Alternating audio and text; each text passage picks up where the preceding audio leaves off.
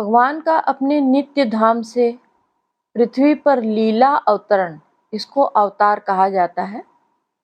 और भगवान ने अनेक अवतार धारण करके अपने लीला चरित से संत जन परित्राण, दुष्ट दलन, धर्म संस्थापन के कार्य किए हैं।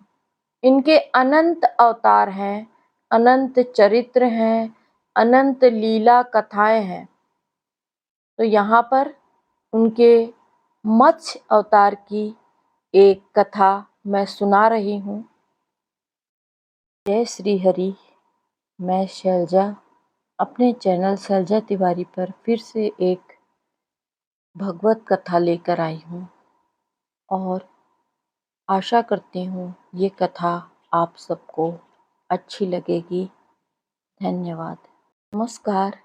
जय श्री हरि, जय श्री हरि। श्री भगवान ने बहुत सारे अवतार ग्रहण किए हैं और इन अवतारों में एक मत्स्य अवतार, मछली का अवतार उन्होंने लिया था।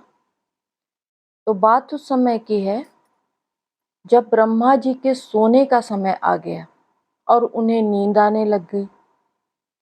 और जब उन्हें नींद आने लग गई तो उस समय वेद उनके मुंह से बाहर निकलने लगे। उनके पास में ही रहने वाला एक दैत्य था जिसका नाम था हैग्रीव, और उस हैग्रीव ने उन वेदों को चुरा लिया, जिसके कारण ब्रह्मा नामक प्रलय हो गया और सारे लोग समुद्र में डूब गए। श्री हरि ने समझ गए कि हैग्रीव जो है वही ये सब कोशिश कर रहा है। वेदों का उद्धार करने के लिए फिर उन्होंने मछली का अवतार, जिसको हम मत्स्य अवतार कहते हैं, ग्रहण किया। बात उस समय की है जब द्रविड़ देश के राजश्री सत्यव्रत, वो बहुत बड़े भगवत परायण थे। वे मलय पर्वत के एक शिखर पर केवल जल पीकर तपस्या कर रहे थे।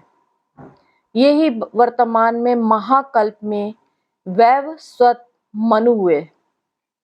एक दिन कृतमाला नदी में जब वे तर्पण कर रहे थे तो उनकी अंजलि में एक छोटी सी मछली आ गई और उन्होंने इसे जल के साथ नदी में छोड़ दिया।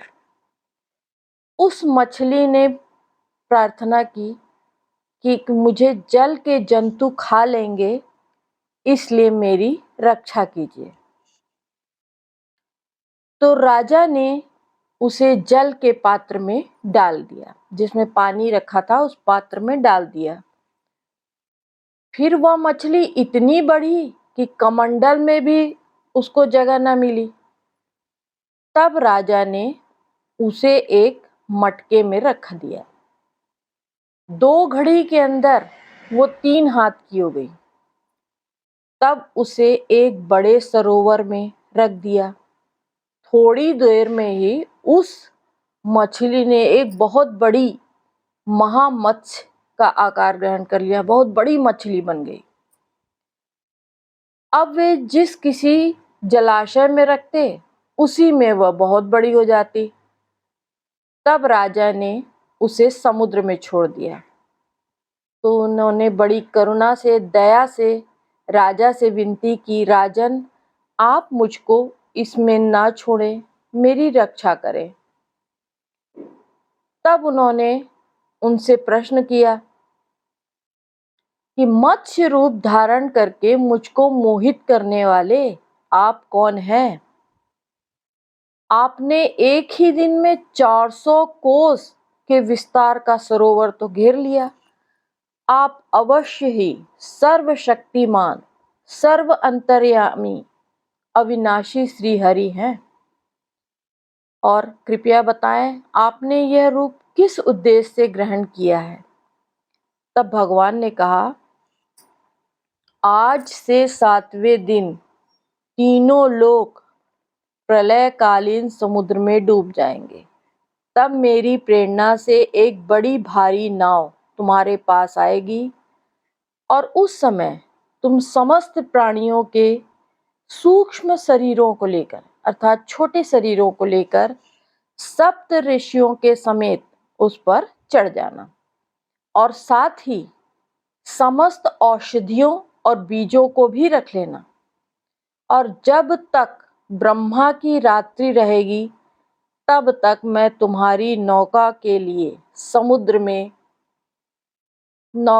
लिए समुद्र में विहार करूंगा और तुम्हारे प्रश्नों का उत्तर दूंगा। यह कहकर मत्स्य भगवान अंतर्धान हो गए। अब प्रलय काल शुरू हुआ। जैसे ही भगवान ने कहा था, मत्स्य भगवान प्रकट हुए।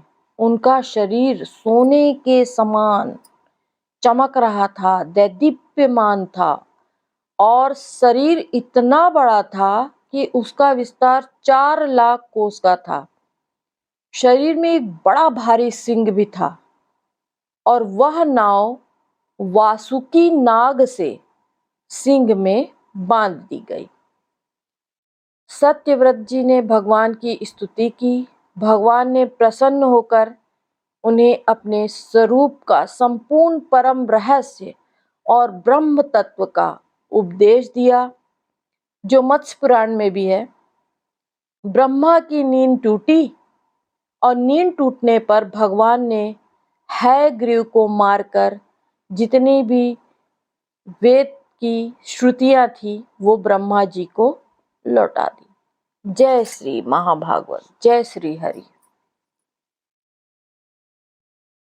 आपको ये कथा कैसे लगी? आशा करती हूँ आपको ये कथा बहुत अच्छी लगी होगी और अगर अच्छी लगी होगी तो कमेंट करके बताएं। मैं आगे भी ऐसी ही अच्छी कथाएं लेकर आते रहूँगी। नमस्कार, धन्यवाद।